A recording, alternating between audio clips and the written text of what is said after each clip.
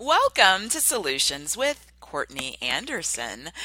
I am Courtney Anderson, and this is episode 236 of this show. Today, in episode 236, we have a program that is one of our Joyful Art of Business series shows. And of course, our Joyful Art of Business is our fundamental principle that everything that we're doing in our lives, in our work, whether it's paid or volunteer, we're just going to call that business, and that we bring a little special something that makes us unique to everything we do. We call that our artistic touch.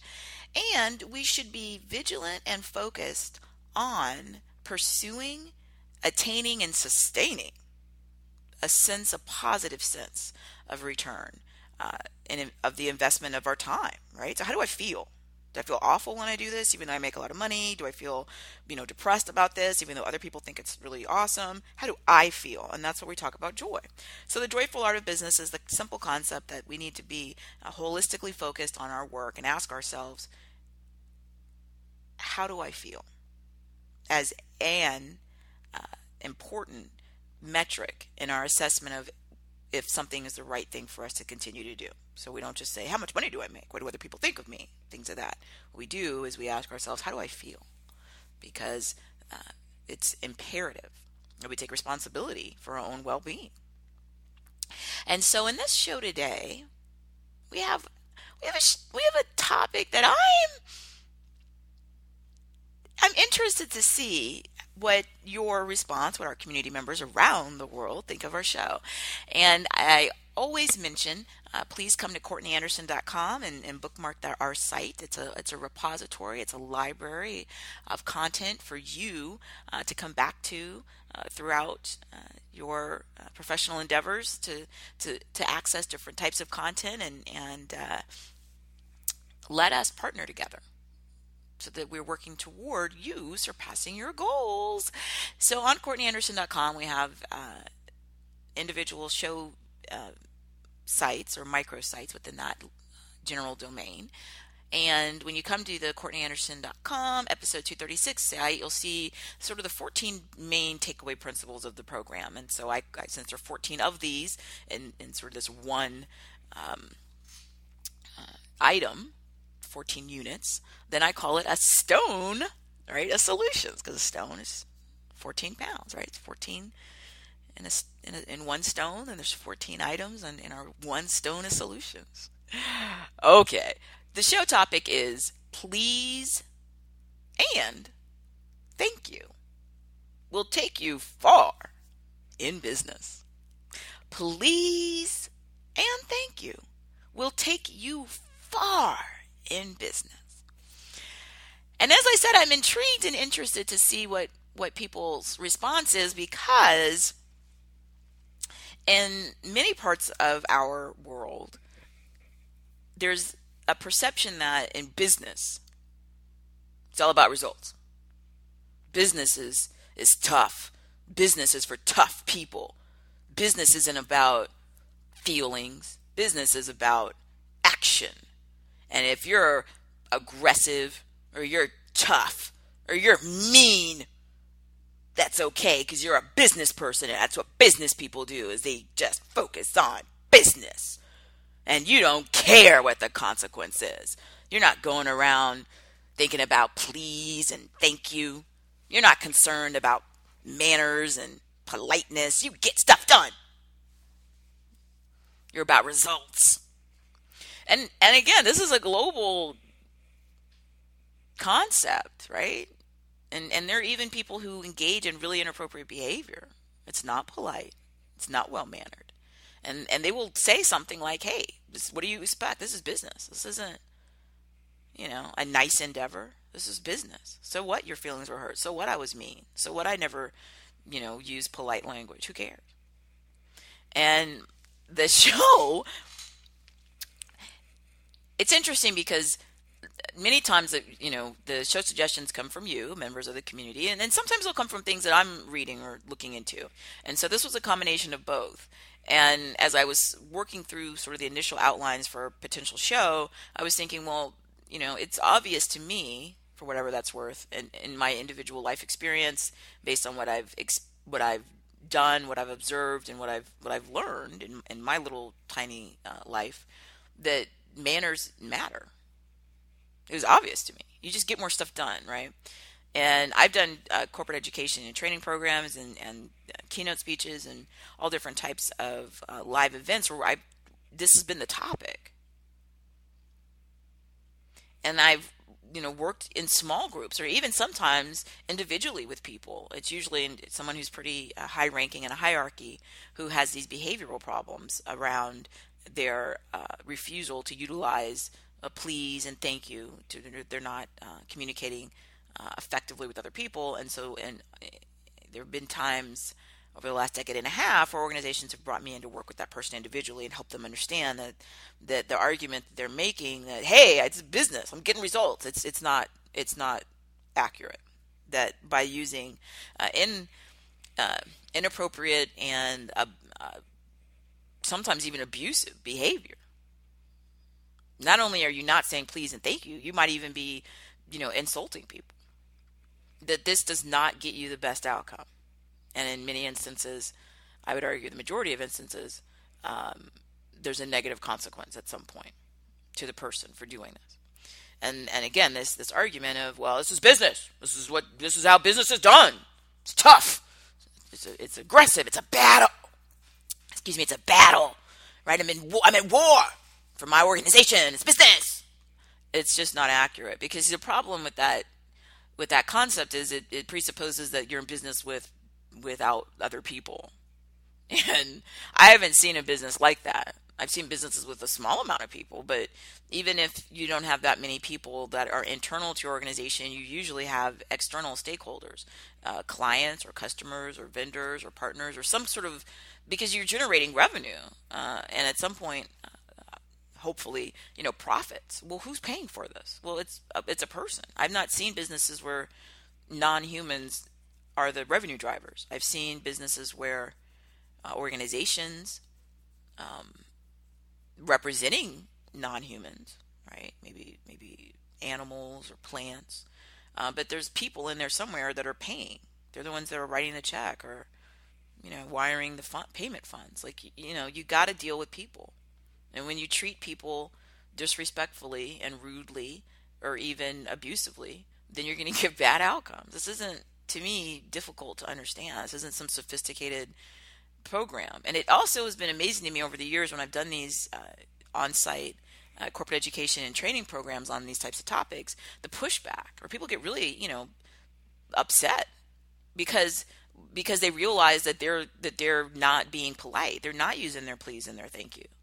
And in fact, for years, one of the more it was popular because it was often requested. This concept, I used to do this program, and I'll still do it from time to time. And the title was something like, I'm a manager, not a babysitter, right? Or I'm a supervisor, not a babysitter. And the whole idea was that you don't have to go around and be, babysitting, being nice to people, telling them thank you. What they sometimes refer to as soft skills, right? The hard skills are more empirical and concrete based, the numbers that you produce, the sales that you close, etc. And then the soft skills are sort of how you do it, the communication techniques. And people would often argue, hey, I'm not going to go around telling my team members, thank you. Will you please help submit the report? I'm not going to ask them, I'm going to tell them. Okay. And then I'm explaining why I'm there. I'm there at the organization so that we can go to the higher level, right? So high performing organizations work with me so that we can get to a higher level, right? So we're doing well. We want to do better. I can make a good organization great. I cannot take an organization that's a disaster in terms of, poor leadership and poor strategy and poor organizational culture and transform that into, an elite high performing organization overnight, because it's not possible, because they have to build the infrastructure up. But this core fantasy that some sort of way you're removed from the rest of the species because you're, quote, in business, or you're doing business, and so you can just say and do anything you want to. It's the most illogical thing that it doesn't make. Sh- Show me where in life you can go and not use please and thank you, and in fact go to the opposite extreme. I'm rude, right? So I'm at the market and I'm, give me that, right? Forget please and thank you. I'm just rude. I'm just taking what I want. It's me, right? Show me where, when you're interacting with other humans of any age, of any background, of any culture or language, of any you know uh, geographic region, of any topography. You show me where it works with other humans that's going to be an effective and helpful tool. And let me know, seriously, because we are going to really transform all types of corporate education, and write, books. We're going to transform all types of things around our society when we can figure this out. It doesn't work. It doesn't work with your own, it doesn't even work with people who literally love you. Your own, I often refer to it as our community of caring, the people in our lives who they meet the test, our happiness is their happiness. And then we meet the test for them, the same test, right? So when they're happy, we're happy. When they're unhappy, we're unhappy. Even people who literally love you, not just like you, not just that are, they're in my community of caring and they, would feel sad if something bad happened to me. I'm talking about like your grandfather, your sister, like the people who literally love you unconditionally, right? Even those people, when you don't use your please and thank you and you're rude or you're mean or you're dismissive or you're sullen, you do the silent treatment, you grunt, you're rude, even they're hurt. And they love you unconditionally. Many of them have, some of them gave birth to you or adopted you. They've been with you, since your inception, right? And they don't feel good. It hurts them and they love you. So imagine what it does to a stranger who doesn't even know you or care about you. That's what I'm saying. This isn't anything that you really need specialized training for or education or some sort of a course. I mean, it's just sort of like, duh. When you're a little kid, think back to when you were a little kid, right? Most of the conflicts we have as little kids are with, as we get older, not little, but when we get old enough to have peers outside of our immediate family or community. So the 6-year-olds that are in class together, learning together, and they get into an argument, it's often because of this, right? He hurt my feelings. He didn't say thank you. He took my toy. Okay, it's this, and these are little, young, developing children. They get it. Like it's wrong, right? It's wrong. And they haven't had any class or read a book on it or took a, some sort of a survey course. Like they get it. So, duh, an adult gets it. And yet, it continues to be this sad myth that's, out there that people fall back on when they are being directly confronted with the consequences of their behavior. The client doesn't like it. The customer doesn't like it. Right? When we're clients and customers and we go to a restaurant and the people are rude to us. What do you want? Oh, okay, really? Now it'll be different. The subtleties of this will be different in different cultures, but the basic feeling of the individual is that really? I was going to be a customer and give you money at your restaurant. This is how you treat me? I'm leaving. Now, in some cultures, people are too embarrassed to leave or things of that nature, so they won't, but they're still upset. They're not happy because they were not treated in their mind right. Now they're different again, different expectations in terms of some people expect eye contact, some people don't expect eye contact, some people expect, sort of enthusiasm, some people don't expect enthusiasm, but whatever. But those details aren't really my issue. My issue is do expect their version of, you respect me. I'm a customer. I don't have to go eat at this restaurant. And you treat me bad, I won't come back. And now what a lot of people will do is they'll go on their social media and put on a global network how awful it was. Sometimes they won't even say anything, right? So sometimes culturally or individually people just sit there and be treated badly, but they're mad about it. So they're going to go put something on the internet and then they'll tell the whole world how horrible it was. And those same business people will then go and complain about how their business is making any money, right? Oh, my business is failing. Well, yeah, because you treat people poorly. Please and thank you, or the version of that culturally is appropriate. And what I mean when I say culturally appropriate, for those of you who travel anywhere, and I mean from one part of your town or city to another part, understand that people have slightly different expectations based on a whole bunch of different things, right? Their philosophy, their spiritual beliefs, their religious faith, People have different expectations based on age. So people expect different things from a 9-year-old than they do from a 90-year-old or a 39-year-old. And so those things you pick up. I mean, if you go somewhere you've never been before, then you just sort of watch what everybody else is doing. And so people are making a lot of eye contact and using really assertive and higher volume language, right? They're doing, hello, how are you doing? Then that's what you do, right? Hello, how are you doing? If you go somewhere where it's the opposite and people are, hello, hello, and they're not making eye contact and they're very quiet, hello, then you do that, right? Hello. So you just follow the group. When in Rome, right? And the idea, though, that you're not going to have to be polite is just not even, it's not even defensible. It doesn't make any sense because this is something from our earliest experiences when we're developing into adults through our childhood and preteen and adolescence. This is like everything, especially for a young person, right? Everything is about how their peers treat them or how they believe their peers perceive them to be because it's so imperative. So to think that you're going to be an adult and go and do business and all of a sudden magically you can just treat people inappropriately and that's going to be okay because you're quote doing business it doesn't make any sense because they're people. So you treat them poorly, then you do that at your own risk because you're going to have a lot of negative consequences. We talked about some already. So you're in business and you treat your customer, your client poorly, then often, depending on the culture, in some cultures, people will immediately confront the business proprietor and they'll say, call your manager right now. I can't believe this happened to me at the restaurant, right? That's some cultures and some individuals. Other cultures, people don't say anything at the time because that's not culturally appropriate, but they are going to find a way. The easiest way is they just don't go back there. And then they tell other people, don't go to that restaurant. I went over there. It was horrible. Oh, okay. In the interpersonal relationships, it's like I said, the program I used to do with the management supervisory program, where it became almost like people thought it was funny, right? I'm a manager. I'm not a babysitter. I'm not going to go around and tell people please and thank you. I appreciate you and all this kind of stupidness. I'm not going to thank them for doing their job. Really? Okay, let's go back again.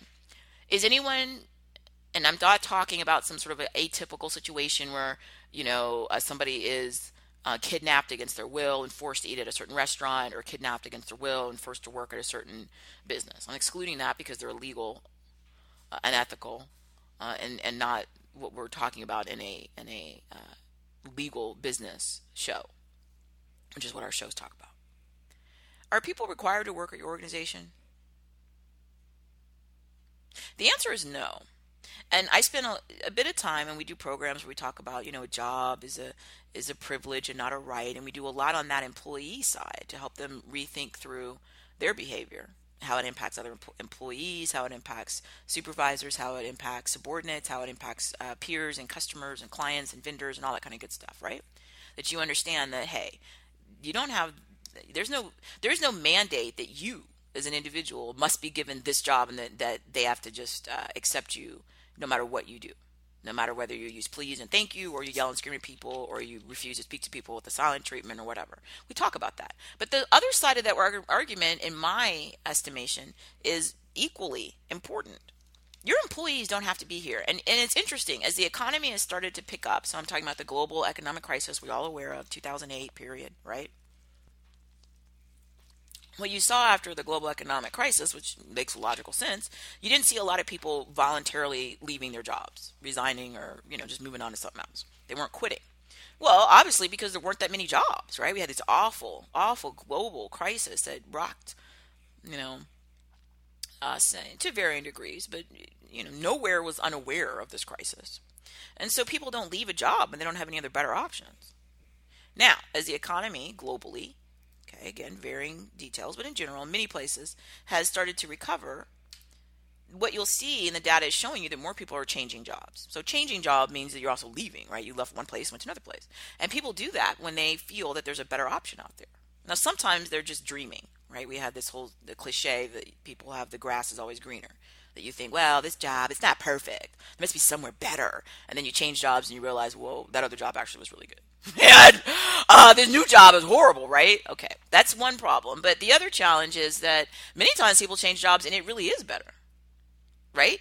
Especially if they're getting away from people at the other job, the old job that they left, who didn't believe in please and thank you, who didn't think that manners mattered, who didn't think that politeness was a required business skill. And when they got to a different place where people were saying, "Oh, I wanted to just let you know, thank you. That was a really important contribution that you made in the meeting the other day. I appreciate it. Awesome." They feel better. And again, as I've been saying in this show, how people feel matters. How I feel matters. This argument that, oh, well, our product or our service is so awesome that who cares how they feel? It is just not borne out by any of the historical business data. I don't care how great your service or product is. If I feel bad, if I feel I've been treated badly, I'm going to have to get something that's less awesome, but where I feel better. So as you see the data showing that people are leaving, changing jobs, that's because they have an option. There are more jobs, and they're going to go somewhere where they're happier, which makes sense. And it's part of, in fact, the joyful art of business. In fact, our whole principle in this whole series encourages this, right? We talked about that, being vigilant, how do you feel, all that kind of good stuff. So if you don't think it matters and you think you're babysitting, then you're not making healthy decisions. When I go out in society and I go to the store to buy something and I say to the person there, excuse me, or thank you, do I know them? No. Am I, related to them? No. I just met them just then. I'm not talking about a place I go all the time where I do know the people. I'm talking about a place I've never been, right? The reason I say thank you isn't because I'm trying to, manipulate them or do something bad to them. It's not because I'm trying to babysit them. I could say, well, they're at work. What am I thanking them for? They're doing their job. I'm a customer. Yeah, all that's true, that they are at their job. It's not like you went to their house and you did ask them to do something related to their job task. But the please and the thank you and that kind of energy of, hey, you're a human and I recognize that and I'm going to treat you in a way that's respectful. Even though you are at your job, you're still a human. And in my philosophy and in many philosophies and in a lot of our international organizational philosophies, people have internationally recognized, value and rights as a human. And I would argue that part of that is to be treated with some concept of value and respect. So yeah, I do say thank you and please. It's interesting now that I'm doing this. This literally yesterday. Literally yesterday, I went to a business I'd never been to before, and I had called on the phone before about this thing I was, going to the business for. And then the person, so when I got to the business a few hours later, it was the person who I talked to on the phone who, was at the front desk who greeted me.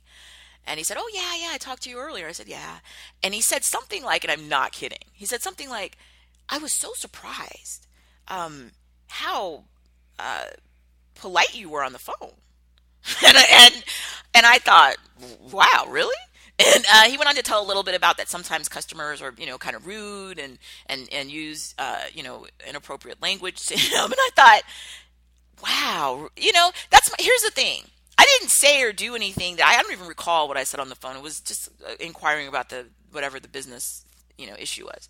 And it was, maybe a 90-second phone call. But yeah, look, here's the deal. I have bad days and bad moments on a good day and just times when I don't feel well.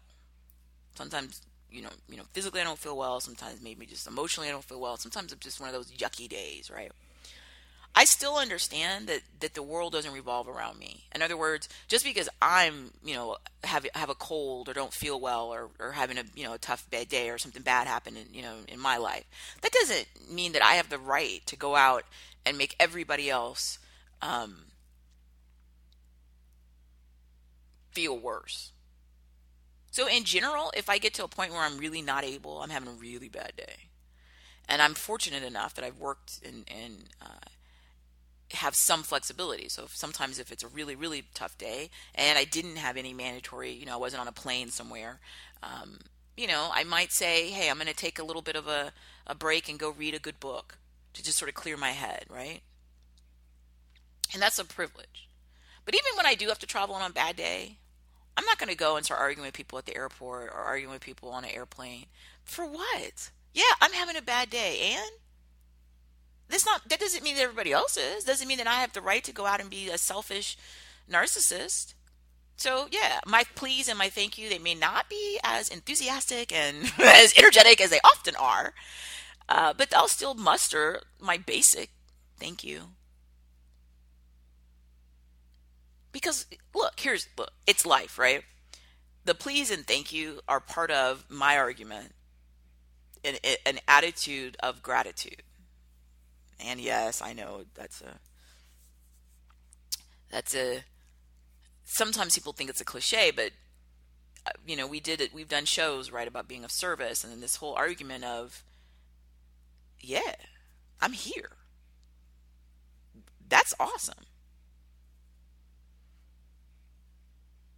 So they're habits. I mean, at this point, I don't even notice when I use whatever language, please or thank you or the version of that wherever you are in the world, because it's such a habit. I'm so used to it. I don't, it's just it's ingrained. It probably would be difficult for me to stop doing it because I don't even register it. And then I do try and succeed to recognize other people. So even though I'm making a quick phone call to a business, I don't know these people. I just need to get this thing done. Why make that person's day worse by being mean and nasty? What do I get out of that? Nothing. Other than if you're a narcissist, then you feel like you're spreading your misery all over, and yay, you're getting attention. But those aren't healthy behaviors. So it was interesting yesterday when the gentleman mentioned that, and as a side effect, guess what? Because he remembered the call, and then when I came in, I was like, oh, this is no, thank you, and then he was like, oh, let me help you, and I'm not saying that he treated me any better or worse, but I'm saying he remembered it and it made him feel better, and why not? He's doing his job. Please and thank you will take you far in business, and I mean as a customer, as a client, as a vendor, as an employee, as an entry level, bare minimum wage worker, as a business owner, with complete autonomy, all at every level, anywhere, politeness. The core issue of, like, you know what, I'm going to treat other people as if they matter, and they do. And so being aware of how you treat other people. The key though is you have to be aware of how you treat yourself. I think a lot of the challenges that come from the issue with this concept of it's business, I can be tough and all this, is because the person who's saying that they're not kind to themselves. I can't be kind to other people habitually if I'm not kind to myself. So if in your own head you're walking around thinking things like, I'm angry, this sucks, this is horrible, these people are idiots, I hate my life, I thought I'd have a better life, if I'm thinking all of this, then yeah, it's probably going to come out of my mouth pretty nasty when I go to a business or a restaurant, or I'm talking to somebody I work with, because I don't feel good about myself. So I certainly am not going to feel good about them. And I understand where it comes from, and I try to work with people. And as I said before, when I have worked with people individually who are struggling with this, I really do encourage them to seek out support. It may be people in their community of caring. It may be professional services to help understand, why do I feel like this? Why do I treat myself so poorly? How can I get a better, more appropriate and accurate relationship with myself, where I can then potentially treat other people better? Some of the things I put in the Stone of Solutions on the CourtneyAnderson.com site for this show are links to academic papers about business and politeness and business and communication from some really, I think, well thought out scholars in different universities and organizations around the world. So one of the papers I've linked to talks about this idea of business communication, right? Which, of course, we have our whole series on communication, right? Our communication communique series. And so here's a quote from one of the sources. And of course, when you again come to the show page, the link's there right to the source. It says here, principles of business communication and the related notion of politeness do not differ from the principles which apply to communication in general, which is that's what I was sort of getting at earlier when I talked about little kids and they feel like it's unfair. This is just communication. This is humans, interacting with other humans. So yeah, the argument that you're going to go to this special magic place called business and none of the other human interaction expectations apply is just delusional. It's not even logical. Another quote from a different academic source says, oh, I love this one. This is about power and polite language. Don't we love that, right? Power and polite language. Often, again, the myth is that I don't need, if I have power, I don't need to be polite. True, true. And we have a lot of narratives throughout our shared human history of ancient rulers of different societies who they were the opposite of polite, right? And but part of the reason I think that we have their stories written down and shared is usually as a warning because something bad happened, right? The ancient ruler or so and so did all these horrible things, and then oh my goodness, other horrible things happened, right? They were overthrown, or there was some other war, or somebody in their inner circle, assassinated them or whatever, and it's because yeah, people don't like being treated badly. So here's this quote from that other source. Polite language, as the data suggest, is not an add-on or a cushioning device to pave the way for the smoother application of power. In workplace interaction, it is a precondition within which power can be exercised. Now, I love that. And I think it exactly, that's my point. The argument that people have who kind of push back and say to me, I'm not a babysitter, I don't have to tell people thank you. Okay.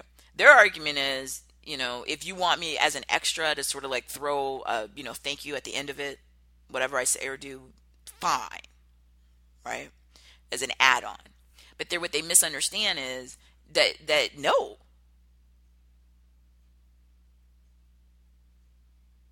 Polite language is a precondition for power.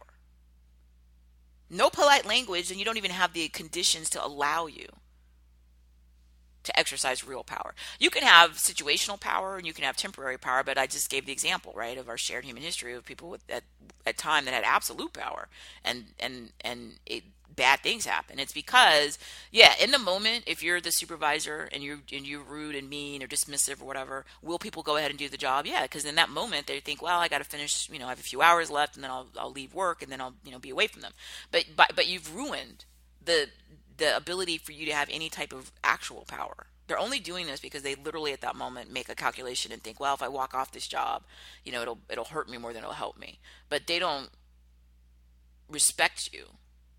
And without respect, you don't have any real power. It's all transitory. If the supervisor who does this, who's rude and dismissive and doesn't use please and thank you, when they're replaced, people are happy. And people don't even remember them because who cares? They were rude. People don't invest in them at all. So if you don't invest in your supervisor or manager, there's no relationship and there's no respect and there's no actual power. It's just situational and it's transitory and it's temporary. Now, so if you want actual real power, the ability to influence other people, the ability to potentially get the outcome that you want, power, to be able to persuade and motivate other people, then you need to go ahead as a precondition and have the polite language. And again, this isn't and these sources are from different institutions around the world. So this isn't anything that's specific to any type of one culture. This is just human. It's a precondition for power. You have to have it. If you don't have it, I'll sit and listen to you, or I'll do the work because I feel like it benefits me in the moment not do it. But I don't respect you. You have no power, no actual power. And the moment there's anything I can do to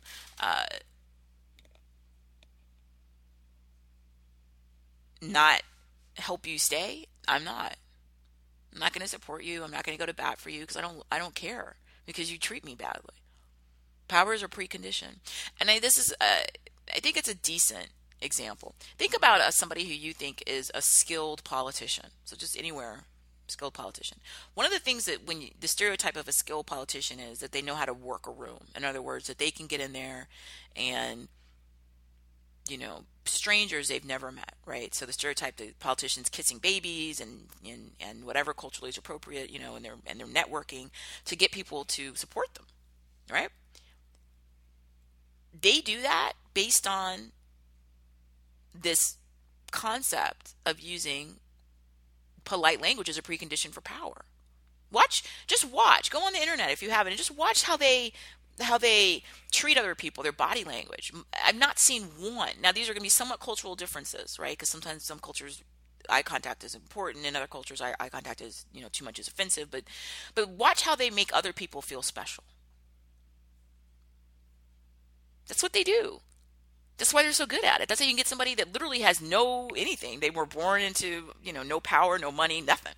Sometimes in the middle of nowhere, right? And they rise to power, and they do that at some level because they understand that this polite language is a precondition. Now, sometimes people use the polite language and then and then once they attain power, then they do awful, horrible things, right? But the way they got there was through building these relationships where people felt like, oh, they really understand me and they care about me. And I'm talking about situations, especially where people have some form of representation, voting and things of that. Because you then, in those types of systems, you have to do that because you can't just, overthrow your way to power to sustain power. Like, you have to keep it. And the way that you do that is you make the people feel that you get it. You see them. They matter. So it's imperative. And so some of the other resources that I link to on the show page, they talk about how politeness, right, and the concept of face, right, saving face.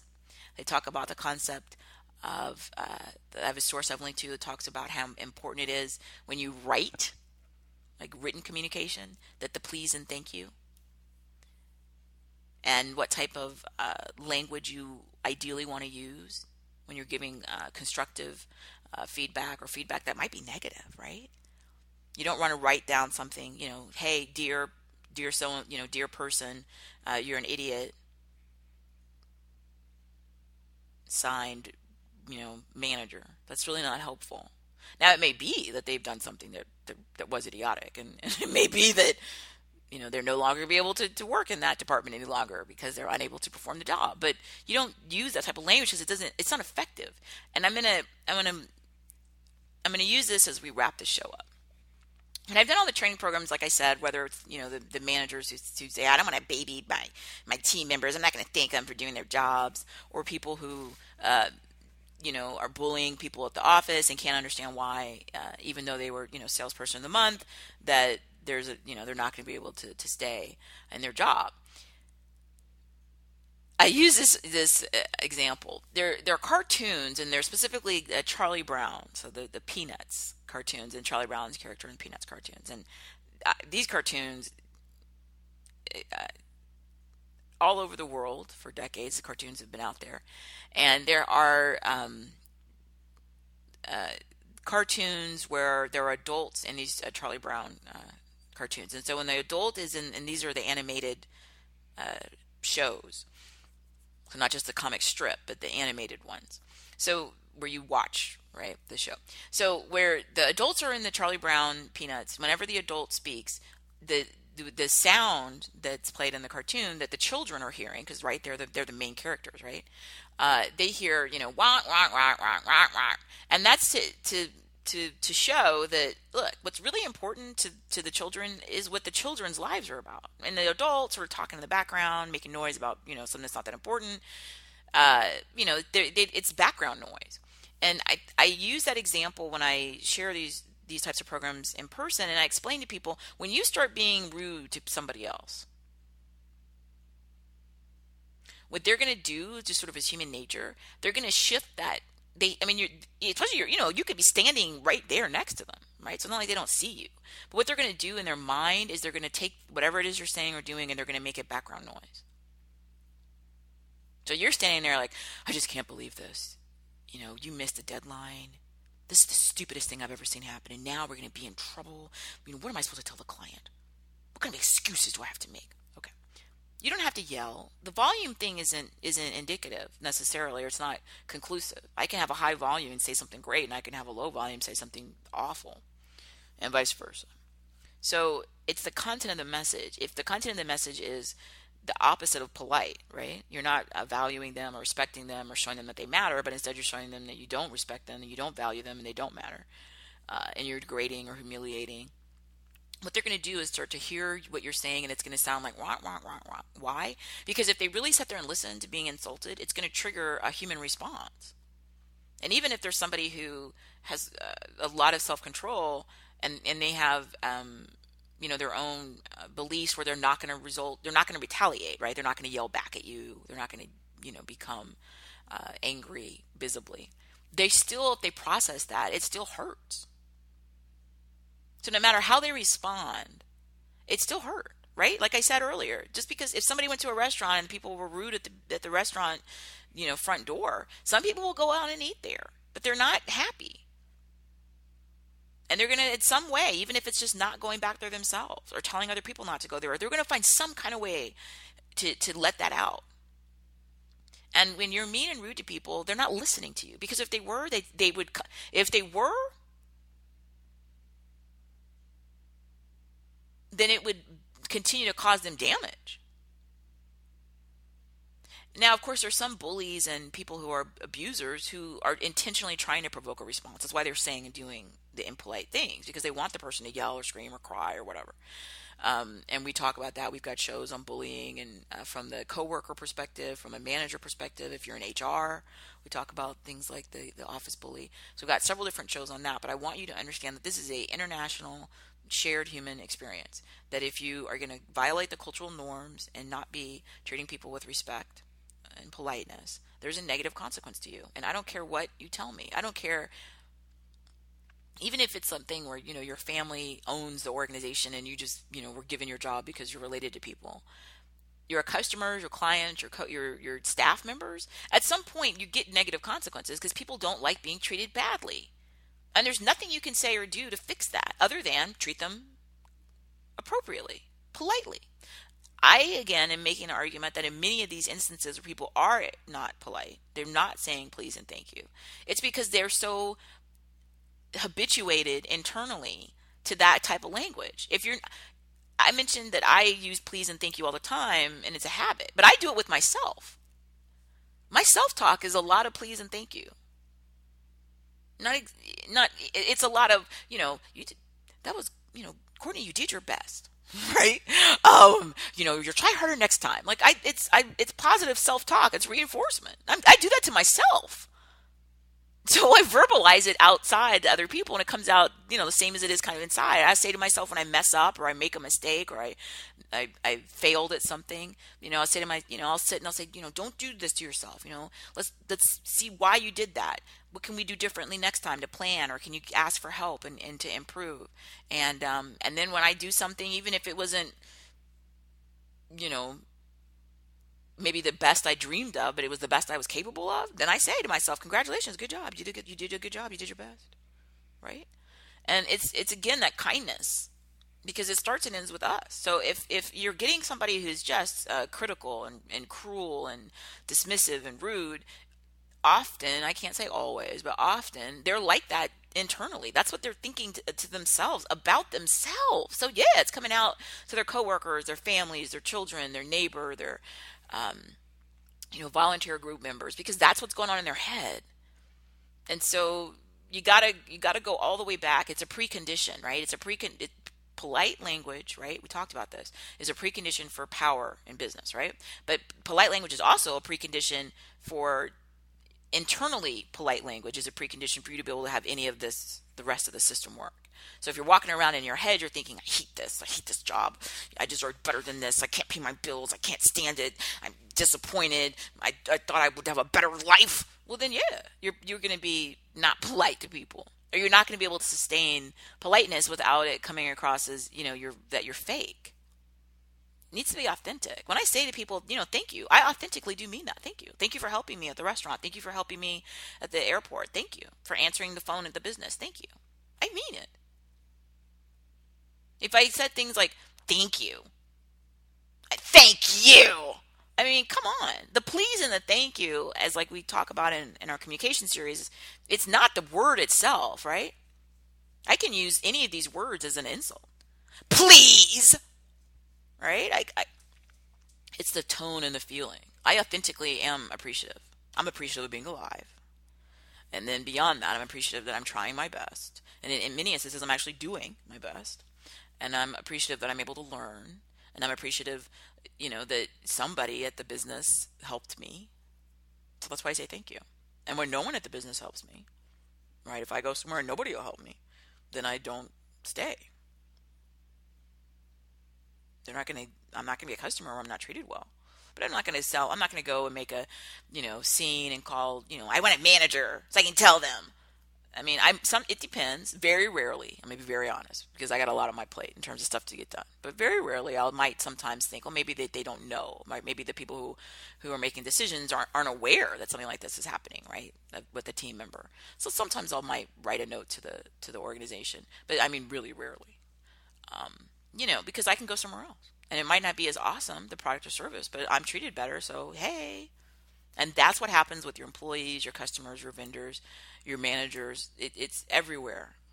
Your CEOs, like, nobody will stay as soon as they have an option to go somewhere else. That's what they're going to do.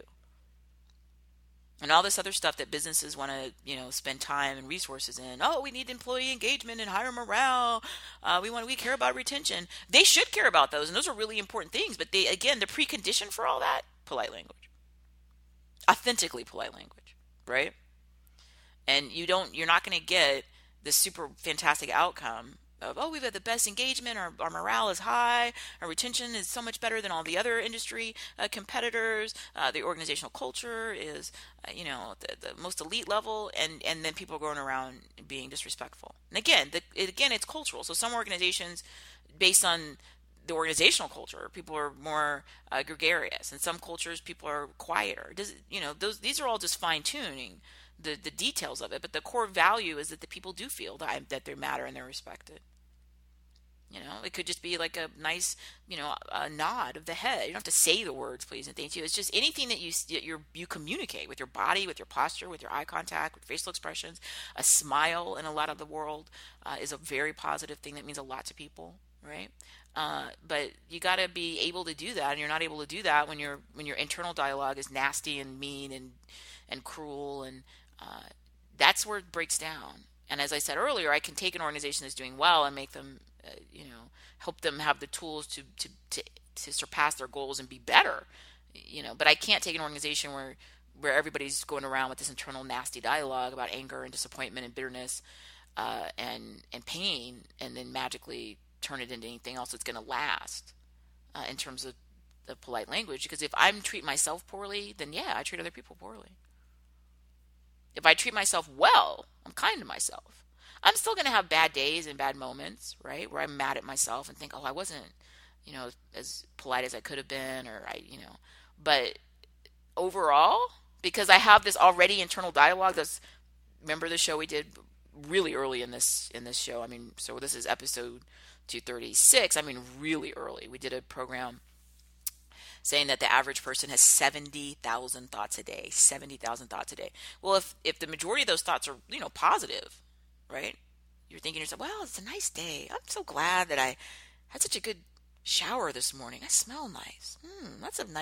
That's a nice tree. Look how pretty that tree is. If you're just sort of going around, right, thinking nice thoughts and being kind to yourself, then it's much easier than you're going to say nice things to other people. If you're going around and you're 70,000 thoughts a day, you have a lot of negative stuff in there. Oh, I hate this job. This commute sucks. These people are idiots. I can't believe this. I can't believe this is all that my life is. Like, oh my goodness, I can't pay my bills.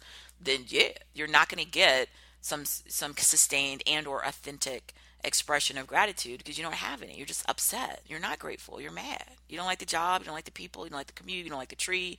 All of it. Like it's not working for you. And that's why this series, The Joyful Art of Business, is so important. If you don't take responsibility for yourself, right, how do I feel, then everything else in your system falls apart. And organizations often want to go focus on individual metrics, right? Like, well, look at our sales, or look at our, whatever. And I'm thinking, and I tell them, if I'm, working with them, you have bigger problems that are causing this. So when I see really poor sales numbers, it's part of a problem. That's not just something you can fix, quote unquote, mechanically.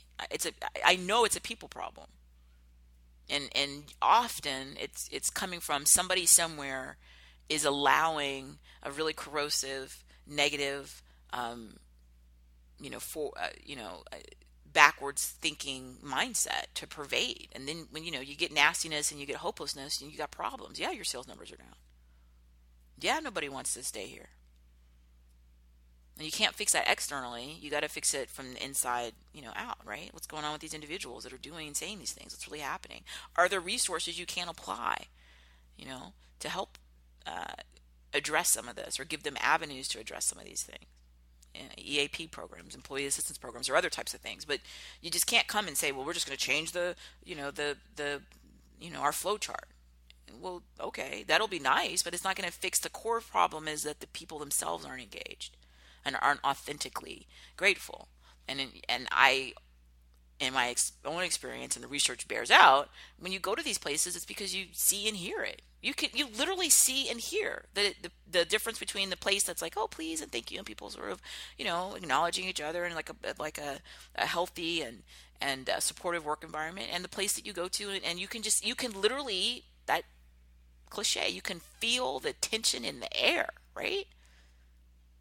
And you can see it. People are not safe and supported and feeling good about themselves in that workplace. They are walking on eggshells. They are nervous.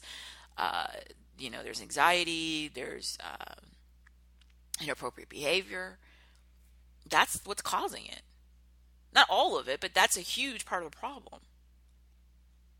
So when I looked at the topic and I said I was excited to hear what you had to say about our show topic, which is please and thank you, will take you far in business. I do mean that, and I think it's something that we, for your community members and being part of, the program, but just as people, we got to spread this message and help eradicate this outdated and never accurate argument that you can just treat people poorly and magically get these great outcomes. No. And this lie, oh, it's business. This is business. And in my business necessitates, if it's a real competitive business, right? So it's not some sort of a legal, monopoly or something where people have no other choice, right? But literally, if you have competition and you think that you're not going to have to treat your humans, and that's all of them, your customers, your clients, your vendors, your staff, your employees, your managers, everybody, politely, you're delusional, because the competition means that they can go somewhere else. And as soon as they are confident that they can, they'll run for the door. They will. And organizations create their own demise just so sadly. It doesn't have to happen. But sometimes it's literally the very top of the organization who's running around with 70,000 negative thoughts a day, right? And that's what they teach the entire culture, and it's just sad. Yet, like I said, you and I are ambassadors for this Joyful Art of Business concept and series and show, and we're going to do everything that we can to continue to show people, this doesn't work. The biggest problem with the it's business and I can do whatever I want to is it doesn't work. It's not efficient. You're going to get more in the long run, and often in the short and midterm range, by understanding that you're dealing with humans. So treat them well. You can't do that, of course, unless you treat yourself well.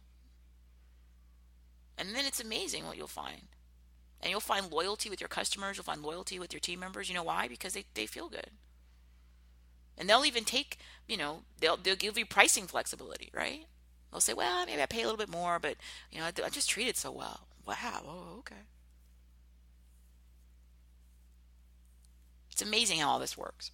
I am so happy. I do want to always mention, please, if you find our show on a distribution partner, iTunes or Libsyn or Stitcher, Spreaker, iHeartRadio, or anywhere else in the world that I'm unaware of, please leave a rating and review, because that's part of us building this program up, the infrastructure. When you come to CourtneyAnderson.com, please check out the blog, our articles.